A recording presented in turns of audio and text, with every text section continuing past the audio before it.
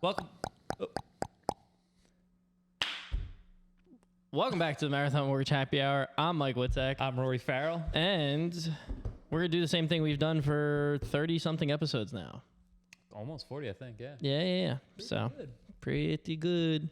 Today, what do we have? Coming at you with some other half. We try and do local. They are from Brooklyn, but they do have their, branch office?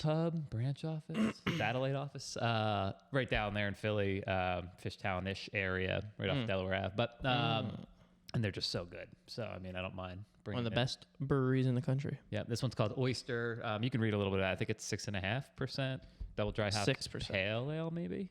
Just a 6% double dry hopped pale ale, hazy pale ale. You've been getting into those too, so I have. It's the rugby team. They all drink crap like this. Tell them to log on. Check out our podcast. They know my name. Mortgage Mike. Yeah. They call me Subprime Mike. I like that. It's pretty funny, honestly. Good old-fashioned sports hazing. Alrighty. When you're done, I want to look at that can, too. Okay, gotcha. It says it's made with real oysters. Is that right? I don't know. No, I'm joking. It doesn't say that. What are you looking for? What's going on up there? We can't have dead air on the No, it's just pod something here, that you probably never looked at, but what? There's always like a canning date. Yeah. And obviously with IPAs, you want to drink them as fresh as possible. So that was canned on 10/15. Canned on 10/5, which is pretty good. No, 10/15, I thought. 10/15, yeah. No, I'm joking. Math. Made you look. All right, cheers, man. Cheers, brother. Happy Friday. Happy Friday. Ooh, it just smells good. It does actually smell very good. It tastes very good, too. Yeah, it's good. And It's good beer. I think I probably even mentioned on the podcast, I'm into pale ales recently just because the lower ABV. So yeah, that thing's good. I've been into... Kids say it slaps. Kids say that, right?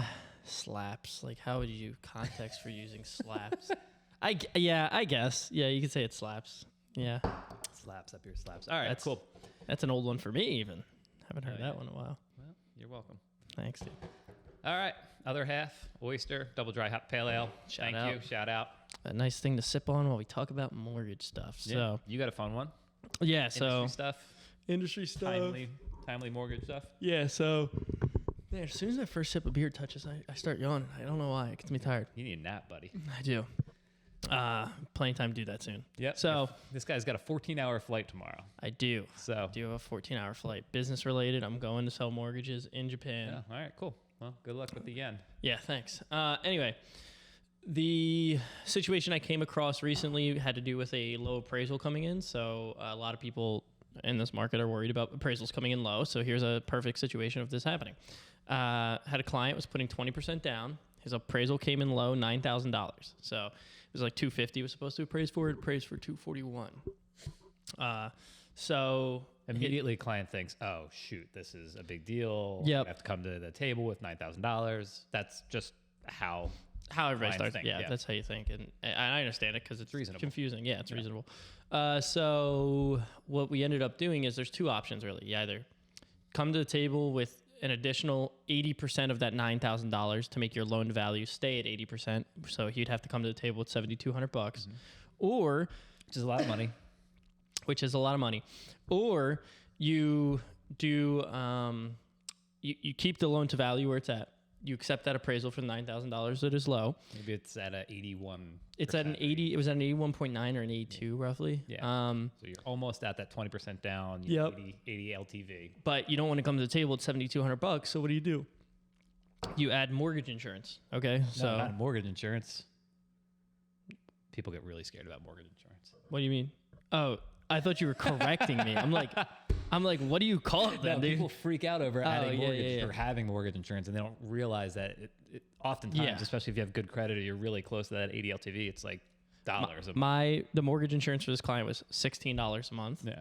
And it dropped off after like 60 months, so 5 years roughly. I think it was a little bit over 5 years. I think it may have been 64. Okay. Came out to like, over those 5 years, he would pay $1,200 in mortgage insurance. But then the other thing is, since his loan to value changed, actually in this situation, you weren't, not saying you're wrong, but since it was a condo or whatever, I don't know for what reason, it stays the same. The rate doesn't change. But in some situations it does. But his rate would remain the same. Nothing would change there. And he'd add like $16 a month and he'd pay $1,200 over like 5 years. So it's either pay the $1,200 over 5 years, $16 a month, or come to the table, it's $7,200. It's like, we'll just pay the $16. Yeah. Like what are you doing? And in some cases, depending on the house and the situation, your rate you'll get a credit actually. Pricing will change. Pricing will change. Or better pricing. And that helps with the mortgage insurance because you're getting, say you might get $500-$600 at closing, and then boom, now your mortgage insurance you're really only paying $600. Yeah. So if you over the life of the mortgage insurance, let's say you were coming out of pocket total $1,200, but your pricing changes and you get an additional $600 credit. Towards your closing costs, quote unquote, then really the net out of your pocket is $600 versus having to come to the table with $7,200. Yeah.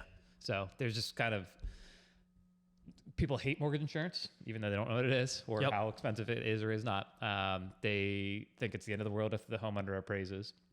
And especially in this situation, it was like not a big deal at all. Like he was thrilled. He was, I'm sure, like I wouldn't want to come to the table with $7,200 if I didn't need to. So it's just kind of the best of both worlds because you can give them both of their options. And he even got, I think, to negotiate the sales price, right? Yeah, he ended up getting money for it, which I'm glad you brought that up because we have to figure that piece out. But he ended up getting a decent amount of money. So in his situation, it came in low. Worst case scenario, he's coming $16 a month out of pocket for a couple of years. Total of $600 or $700 net. Yeah. And best case scenario, he got to renegotiate the price and it dropped the price a little bit. So I mean, in his situation, it kind of really worked out in the perfect way for if it has to come in low. It came in, Yeah. So win. My win will be leaving for Japan for 2 weeks. That's kind of a cool win. Oh yeah, that's a personal win. Miss you. For sure. Think all your work's gonna get dumped on my desk if I had to guess. Yeah. Where else do you think it'd go, dude? So yeah, Rory's gonna be a busy man for the next 2 weeks. I gotta catch you up on some stuff. But yeah, I guess that's a pretty good personal win. Yeah, going to Japan for 2 weeks, and I was gonna say my settlement yesterday. First time home buyer. Great guy. He settled on his house. I was happy to get him settled. He was super stoked. It's a good feeling. It's always a good feeling. You sound very excited. Yeah, no, I don't. That's what my win was. I was caught off guard by the win because I wasn't even thinking about it. And then you're like, your win? I was like, oh shit. Mike's checked out mentally. But yeah, shout out Darius. And yes, I am very checked out mentally right now. So excited. Don't even try and get in touch with him. He's gonna be 12 hours ahead of us. 13 hours. 13 hours ahead. So yeah, so you can call me if you need anything. I'll steal all your loans this month. Yeah, you can have them. Yeah, have fun. Cool. I had a personal win and a industry company mortgage win. I meant to check this, but been working with this set of clients for like definitely over a year. I was gonna check when the first email was that I started contact. Definitely over a year. And every like couple months they'll like check in. They want to put an offer in, whatever. But you don't hear from them for months. But I just got they got a home under contract yesterday. They reached out to me, so it was kind of a nice one. Like you build that relationship, and even if you don't hear from them for a couple months, they're out there doing the work, looking at houses, making offers. Did you get one yesterday? Yeah. Oh, yo, attaboy. There you go. So, it just felt good to like kind of check back in with them, see that after a year plus that they finally got something under contract. And it just feels good to get another one. And attaboy. Yeah, it'll be fun. Get them in that house before the holidays. Hell yeah.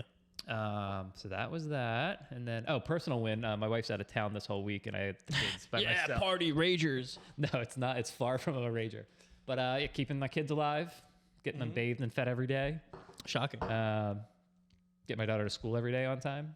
So, I mean, I think that's pretty good. I mean, that's all you can ask for. Yeah, you're not a deadbeat dad. That's great. That's so she gets back today. Nice. Friday. Shout out Kelly. International businesswoman. Dude, famous. She's in credits. She's pretty popular. I'm going to go to represent her in Tokyo. Okay. Go check out the Sony office. Yeah. So. All right, cool. Well, anything else you want to add before you leave us for 2 weeks? 2 + 2, 4. There you go. I added. Dude, it's too good, son. All right, no, that's it. I'm done. I'm out of here. Cheers. Cheers, Have brother. fun on your trip. We Thank you, banked sir. a couple episodes, so we'll put them up next week and the week after. Thank you for doing that. And guys, enjoy your weekend. Cool. Later. Cheers.